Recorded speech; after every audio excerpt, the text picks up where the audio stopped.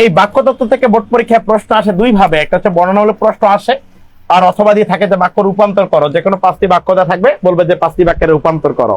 তাহলে আজকে আমরা এই টপিক নিয়ে আলোচনা করব। এখন সবাই একটু দেখো, আমি একটা বাক্য বললাম যে পাখিরা আকাশে উড়ছে বা আকাশে উড়ছে। তাহলে পাখিরা আকাশে উড়ছে, এই বাক্যে বলো তো সাবজেক্ট কোনটা? সাবজেক্ট মানে হচ্ছে বাংলায় বলা হচ্ছে কর্তা। কি বলা হয়? কর্তা। তাহলে এই বাক্যে এটা হচ্ছে তোমার কর্তা, আর এটা হচ্ছে তোমার হচ্ছে ক্রিয়া, আর এটা হচ্ছে কি কর্ম। প্রবাবলি রাজশাহী ইউনিভার্সিটিতে প্রশ্ন এসেছিল যে বাক্যের অপরিহার্য অংশ নিচের কোনটি? যেটা না থাকলে বাক্য হবেই না। ক্রিয়া হচ্ছে একটা বাক্যের অপরিহার্য অংশ, যেটি না থাকলে কোনো বাক্য হবেই না। তাহলে ক্রিয়াকে বলা হচ্ছে বাক্যের অপরিহার্য অংশ। কর্তা কিংবা কর্ম এই দুইটা নাও থাকতে পারে। আমি যদি শুধু বাক্য বলি, এটা ঢেকে রাখি, যদি বলি উড়ছে, তাও একটা বাক্য হয়। কারণ তুমি দেখোনি ইংরেজিতে বলে do or die, do or die, যে করো অথবা মরো। তাহলে ডু একটা কি ভার্ব না? এটাকে আবার ইম্পারেটিভ সেন্টেন্সও বলা যায়। দেখো ডাই একটা ভার্ব না, এটা আবার একটা ইম্পারেটিভ সেন্টেন্সও বলা যায়। দ্যাটস ওয়াই এটাকে বলা হচ্ছে কম্পাউন্ড সেন্টেন্স। কারণ কেন? দুইটা ইম্পারেটিভ সেন্টেন্সকে একটা কনজাংশন দ্বারা যুক্ত করা হয়েছে, দ্যাট ইজ ওয়াই এটা একটা কম্পাউন্ড সেন্টেন্স। আশা করি বুঝতে পারছো। তাহলে তেমনি ভাবে শুধুমাত্র ক্রিয়ার দ্বারা একটা বাক্য হতে পারে, কিন্তু যদি কর্তা কর্ম নাও থাকে কোনো সমস্যা হবে না। এই কারণে বলা হয় verb is the essential word, বা verb is the essential part, অথবা verb is the soul of sentence. তার মানে হচ্ছে ক্রিয়াকে বাক্যের অপরিহার্য অংশ বলা হচ্ছে, এবং ক্রিয়া হচ্ছে বাক্যের আত্মা। তাহলে ক্রিয়া, এটা কিন্তু অ্যাডমিশনে প্রশ্ন এসেছিল। তাহলে মনে রাখবা, আর একটা প্রশ্ন অ্যাডমিশনে প্রশ্ন বরাবরই আসে, আর ঢাবিতে এসেছিল, রাজশাহী ইউনিভার্সিটিতে এসেছিল, যে নিচের কোনটি একটি বাক্যের সঠিক গঠন ক্রম? তাহলে একটা বাক্যের সঠিক গঠন ক্রমটা হচ্ছে কর্তা থাকবে, প্লাস কর্ম থাকবে, প্লাস ক্রিয়া থাকবে। তাহলে গঠনটা এইভাবেই হবে, কর্তা কর্ম ক্রিয়া। যদি অপশনে কিভাবে ছিল দেখো, অপশনে ছিল ক্রিয়া কর্ম কর্তা, অপশনে ছিল কর্তা ক্রিয়া কর্ম, অপশনে ছিল কর্মকর্তা ক্রিয়া, অপশনে ছিল কর্তা কর্ম ক্রিয়া। তাহলে কি হবে? কর্তা কর্ম ক্রিয়া। তাহলে এইটা হচ্ছে একটা বাক্যের সঠিক গঠন ক্রম। যদি কোন বাক্যের এই গঠন ক্রমটা ঠিক না থাকে, তাহলে সেই বাক্যটাকে আমরা সার্থক বাক্য বলবো না। দুই বা ততোধিক শব্দ বা অর্থপূর্ণ শব্দ বা পদ পাশাপাশি বসে মনের ভাব সম্পূর্ণরূপে প্রকাশ করলে তাকে বাক্য বলে। তাহলে দুই বা ততোধিক অর্থপূর্ণ শব্দ বা পদ পাশাপাশি বসে সম্পূর্ণরূপে মনের ভাব প্রকাশ করলে তাকে বাক্য বলে। এটা হচ্ছে আমাদের বাক্যের সংজ্ঞা, এবং বাক্যের একটা সঠিক গঠনক্রম, এবং বাক্যের একটা উদাহরণ। এখন আমরা আলোচনা করব এই বাক্য থেকে যদি বর্ণনামূলক প্রশ্ন আসে, তাহলে সেগুলো কোনগুলো আসতে পারে, আমরা সেই বিষয়টি নিয়ে আলোচনা করবো। এখন 1 নম্বর প্রশ্নটা দেখো, বাক্য কাকে বলে? একটি সার্থক বা আদর্শ বাক্যের কি কি বৈশিষ্ট্য বা গুণ থাকা আবশ্যক? উদাহরণ সহ লিখো। এই প্রশ্নটা বিভিন্ন ভাবে আসতে পারে, যেভাবে আসুক না কেন আমাদের উত্তর একটা লাইনেই আছে। পরস্পর সম্পর্কযুক্ত একাধিক শব্দ বা পদ একত্র হয়ে সম্পূর্ণরূপে মনোভাব প্রকাশ করলে তাকে বাক্য বলে। যেমন মনি বই পড়ছে। একটি সার্থক বাক্যের গুণাবলী 3টি, যথা আকাঙ্ক্ষা, আসক্তি, আর কাছে যোগ্যতা। এখান থেকে প্রচুর প্রশ্ন আসে অ্যাডমিশনে একটা প্রশ্ন আসছিল, নিচের কোনটি সার্থক বাক্যের গুণাবলী নয়? অপশনে ছিল 2টা, একটা ছিল আসক্তি, আর একটা ছিল হচ্ছে আসক্তি। দেখো, একটা ছিল হচ্ছে আসক্তি, মানে এটা এইভাবে দিয়া এইভাবে ছিল। এখন তোমরা একটু কমেন্ট করে বলো তো, ধরো আমি এটা 1 নম্বর অপশন দিলাম, এটা 1, এটা অপশন নম্বর 2। তাহলে নিচের কোনটি, আবার বলছে, নিচের কোনটি সার্থক বাক্যের গুণাবলী নয়? অপশন 1 নাকি অপশন 2? একটু কমেন্ট করে বলো তো। অপশন 2 হচ্ছে রাইট অ্যান্সার। কারণ কেন? দেখো, অপশন 2 রাইট অ্যান্সার বলতে তোমার, আমি তো প্রশ্নটাই করছি একটু উল্টা দিয়া। ব্যাপারটা হচ্ছে এরকম ভাই, এই আসক্তি, এখানে আছে ক আর ত। এই আসক্তি মানে আসক্ত হয়ে যাবা। তুমি ফোনে অ্যাডিক্টেড, তুমি এক নারীতে আসক্ত, তুমি এক পুরুষে আসক্ত, তুমি প্লাবন সারে আসক্ত, তুমি বাংলায় আসক্ত, তুমি বিহঙ্গে আসক্ত। এটা আসক্ত বলতে হচ্ছে, আসক্তি এটা আলাদা জিনিস, আর অ্যাডিক্টেড হওয়া কিন্তু এই আসক্তিটা আলাদা জিনিস। যেটা বাক্যের সার্থক বাক্যের গুণাবলী, যেটা হচ্ছে কি সার্থক বাক্যের গুণাবলী। তাহলে এটা আসক্তি নয়, এটা হচ্ছে আসক্তি, যেটাকে ইংরেজিতে বলা হয় প্রক্সিমিটি, অর্থাৎ এটার অর্থ হচ্ছে নৈকট্য বা নিকটে। তাহলে আসক্তি মানে হচ্ছে নিকটে বা নৈকট্য। তার মানে এটা হচ্ছে ভুল অ্যান্সার, এই আসক্তিটা হবে না। এটা ঢাকা ভার্সিটিতে প্রশ্ন এসেছিল, এটি রাজশাহীতে প্রশ্ন এসেছিল। ব্যাখ্যা এবার কিভাবে লিখবো? আকাঙ্ক্ষা, কোন বাক্যের এক অংশ শোনার পর অপর অংশ শোনার যে ইচ্ছে, তাই আকাঙ্ক্ষা। যেমন আমি তোমাকে, আর কিছু বললো না, আকাঙ্ক্ষা জনিত কারণে ওইটা সার্থক বাক্য হবে না। এখন কি কারণে হচ্ছে না? কারণ ওই বাক্যে দেখো আমি তোমাকে বলার পর তার কিছু অংশ শোনার ইচ্ছা থাকতেছে, আকাঙ্ক্ষা থাকতেছে, এই কারণে বাক্যটা সার্থক বাক্য হবে না। কিন্তু যদি এটা বলা যায় যে আমি তোমাকে ব্যাকরণ পড়াই, আমি তোমাকে ব্যাকরণ পড়াই, ভালোবাসি শুনতে চাইছিল না, এখন ভালোবাসি বলেনি, বলছে আমি তোমাকে ব্যাকরণ পড়াই, তাহলে এটা হচ্ছে কি আমাদের একটা সার্থক বাক্য। আশা করি বুঝতে পারছো। কোন বাক্যের পদগুলো অবিন্যস্ত ভাবে থাকবে। কেউ কোনটা অবিন্যস্ত বলতে কোনটা জিনিস? এই যে অবিন্যস্তটা হচ্ছে এইটা, আমি নোটপ্যাডে তোমাদেরকে দেখালাম একটু আগে, যে যদি বাক্যটা এরকম পাখিরা আকাশে উঠছে, যদি এইটা থাকে তাহলে সার্থক বাক্য। কিন্তু যদি থাকে আকাশে পাখিরা উড়ছে, তাহলে এটা সার্থক বাক্য হবে না। কারণ কেন? বাক্যের এই যে পদগুলো আছে এগুলো অবিন্যস্ত ভাবে আছে, সুবিন্যস্ত ভাবে নেই। আর এটাই হচ্ছে কি আমাদের, এটাকে বলা হচ্ছে আসক্তি। তাহলে বাক্যের পদগুলো যদি সুশৃঙ্খল বিন্যাস ভাবে থাকে তাহলে সেটা হচ্ছে আসক্তি। যেমন বললাম, জানি সব, না আমরা সবাই, তাহলে এই বাক্যটা দ্বারা কোনো অর্থ প্রকাশ পাচ্ছে না। কিন্তু এই বাক্যটাকে আমরা যদি বলা যায় এভাবে যে আমরা সবাই সব জানি না, তাহলে বাক্যের অর্থটা মিনিংফুল হচ্ছে, বা বাক্যের অর্থটা সম্পূর্ণভাবে প্রকাশ পাচ্ছে। তাহলে এই কারণে এটাকে বলা হচ্ছে সার্থক বাক্য। বাট এটা সার্থক বাক্য হবে না। কারণ কি কারণে? এটা আসক্তিজনিত সমস্যার কারণে এটি সার্থক বাক্য নয়। আশা করি প্রত্যেকে বুঝতে পারছো। এই একটা হচ্ছে যোগ্যতা। তাহলে যোগ্যতা কোনটা জিনিস? যোগ্যতা হচ্ছে এরকম যে কোন বাক্যের শব্দগুলো যেগুলো থাকবে বা পদগুলো যেগুলো থাকবে, এই শব্দগুলোর বা পদগুলোর অর্থগত এবং ভাবগত কোনো মিলবন্ধন থাকবে না। যদি না থাকে তাহলে সেই বাক্যটা সার্থক বাক্য নয়। আর যদি থাকে তাহলে সেটা হচ্ছে যোগ্যতা। কিরকম দেখো, আমি বললাম আকাশে পদ্ম ফোটে, ভালো করে দেখো, আমি বলছি পুকুরে পদ্ম ফোটে, এটা ঠিক আছে, এটাকে সার্থক বাক্য।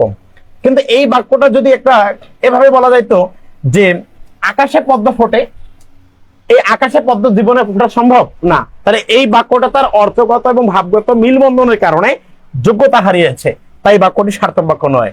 আর শব্দের যোগ্যতার সাথে 6টি বিষয় জড়িত থাকে। তার মানে একটি বাক্য 6টি কারণে যোগ্যতা হারাতে পারে। তোমরা প্রত্যেকেই এই বক্সটার উপরে লিখে রাখো অ্যাডমিশন। এটা অ্যাডমিশনের জন্য প্রচুর ইম্পর্টেন্ট টপিক এইটা।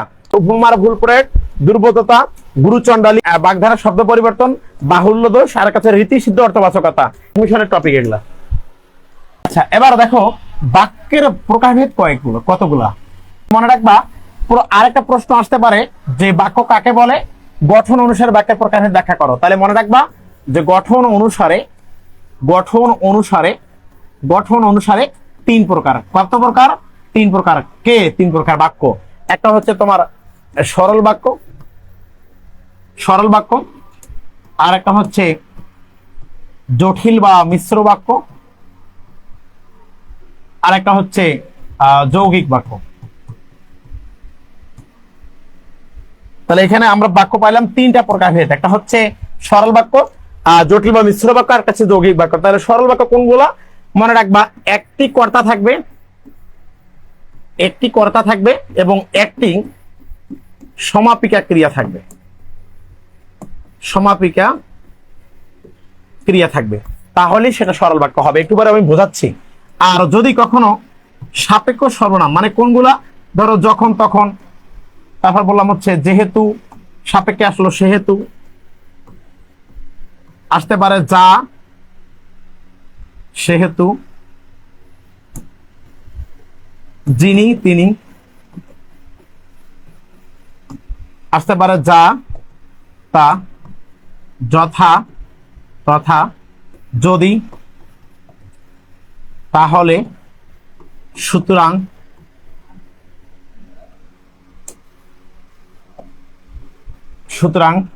অথচ, নচেত, মানে হচ্ছে মানে বিপরীত অর্থ দিবে আর কি।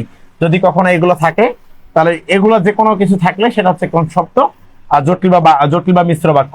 কিন্তু যদি কখনো শুধুমাত্র এবং, কিন্তু, সুতরাং,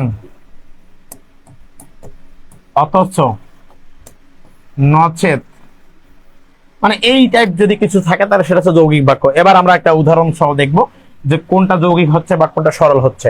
তাহলে ধরো আমি একটা এক্সাম্পল লিখলাম, বললাম বাবা বাজারে গিয়ে মাছ কিনলেন। সবাই একটু বলো তো এই বাক্যে ক্রিয়া কয়টা আছে? প্রত্যেকে কমেন্ট করে বলো। বাবা বাজারে গিয়ে মাছ কিনলেন, এই বাক্যে ক্রিয়া কয়টা আছে বলো? তাহলে এই বাক্যে ক্রিয়া আছে দুইটা, একটা হচ্ছে গিয়ে আর একটা হচ্ছে কিনলেন। এবার আমি সরল বাক্য বলছি যে সরল বাক্য তখনই হবে যদি একটা কর্তা থাকে এবং একটা সমাপিকা ক্রিয়া থাকে। ভাই শোনো, কর্তা নাও থাকতে পারে, তাহলে মাস্ট বি শুধুমাত্র একটা জিনিস মনে রাখবা যে সমাপিকা ক্রিয়া 100% থাকতে হবে। সমাপিকা ক্রিয়া নাই, সরল বাক্য হবে না। সমাপিকা ক্রিয়া আছে, সরল বাক্য হবে। এখন সমাপিকা ক্রিয়াটা কি জিনিস এটা বোঝা দরকার। তাহলে মনে রাখবা, যেই ক্রিয়ার দ্বারা বাক্যের অর্থটা সম্পূর্ণভাবে প্রকাশ পাবে, যেই ক্রিয়ার দ্বারা বাক্যের অর্থ সম্পূর্ণভাবে প্রকাশ পায় সেটা হচ্ছে সমাপিকা ক্রিয়া। আর যেই ক্রিয়া দ্বারা বাক্যের অর্থ সম্পূর্ণভাবে প্রকাশ পাবে না, এটা হচ্ছে অসমাপিকা ক্রিয়া। এখন ধরো এই বাক্যে ক্রিয়া আছে দুইটা, একটা হচ্ছে গিয়ে আর একটা হচ্ছে কিনলেন। প্রত্যেকের সাউন্ড করো তো আমার সাথে বলো, একসাথে বলো গিয়ে, বলো গিয়ে, একটু নিজেরাই বলো গিয়ে গিয়ে গিয়ে গিয়ে। কিচ্ছু বোঝায়? কিচ্ছু বোঝায় না। তাহলে এটা হচ্ছে তোমার অসমাপিকা ক্রিয়া। তার মানে যেই ক্রিয়ার দ্বারা বাক্যের অর্থটা সম্পূর্ণভাবে প্রকাশ পাবে না সেটাকে বলা হচ্ছে অসমাপিকা ক্রিয়া। কিন্তু আমি যদি বলি কিনলেন, ভাই কিছু একটা কিনছে, কি কিনছে আমার জানার দরকার নাই, বাট কিছু যে একটা কিনছে এটা একটা বোঝায়। তাহলে এই বাক্যে সমাপিকা ক্রিয়া কয়টা? একটা। তাহলে সমাপিকা ক্রিয়া হচ্ছে একটা। তাহলে সমাপিকা ক্রিয়া একটা, কর্তা আছে একটা, কর্তা থাকতেও পারে নাও থাকতে পারে, বাট সমাপিকা ক্রিয়া একটা। তাহলে এটা কোন বাক্য? এটা হচ্ছে সরল বাক্য। এবার এই বাক্যটাকে যদি জটিল বা মিশ্র বাক্য করি, তাহলে জটিল বা মিশ্র বাক্য কোনগুলা? যদি যখন তখন সাপেক্ষ সর্বনাম, যেহেতুর সাথে সেহেতু, যিনি তিনি, মানে এগুলা যে কোনো একটা থাকে তাহলে সেটা হচ্ছে সাপেক্ষ সর্বনাম। এগুলো থাকলে সেটাকে হবে কি জটিল বাক্য বলা যাবে। এখন এই বাক্যটাকে তুমি যদি জটিল বাক্য করা মানে করতে চাও তাহলে কি লেখা যেতে পারে একটু বলো দেখি, কমেন্ট করো দেখি। বাবা বাজারে গিয়ে মাছ কিনলেন, এগুলো ব্যবহার করে এটাকে জটিল করতে হবে। তাহলে কি করা যায়, কিভাবে জটিল করা যায় একটু কমেন্ট করে বলো দেখি। যখন বাবা বাজারে গেলেন তখন মাছ কিনলেন, তাহলে এই যে যখন তখন আসতেছে, কিন্তু যৌগিক যদি করতে চাও তাহলে বাবা বাজারে গেলেন এবং মাছ কিনলেন। তাহলে যখন বাবা বাজারে গেলেন তখন মাছ কিনলেন, এটা জটিল বাক্য। আর বাবা বাজারে গেলেন এবং মাছ কিনলেন তখন সেটা হচ্ছে কি যৌগিক বাক্য। যদি তুমি আসো তাহলে আমি পড়তে যাব, পড়তে বসবো।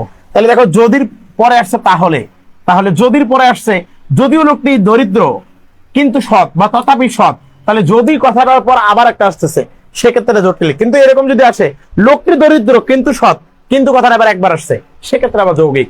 কিন্তু যদি কথার সামনে না থাকে তাহলেই যৌগিক। আর যৌগিক হওয়ার বিষয়টা হচ্ছে শুধুমাত্র একটা অব্যয় থাকবে, আর এগুলোর ক্ষেত্রে সামনে যদিও থাকবে, মাঝখানে একটা অব্যয়ও থাকবে। সরল বাক্য, চুল পাকলেও তার বুদ্ধি পাকেনি, এই বাক্যটাকে জটিল করতে বলছে।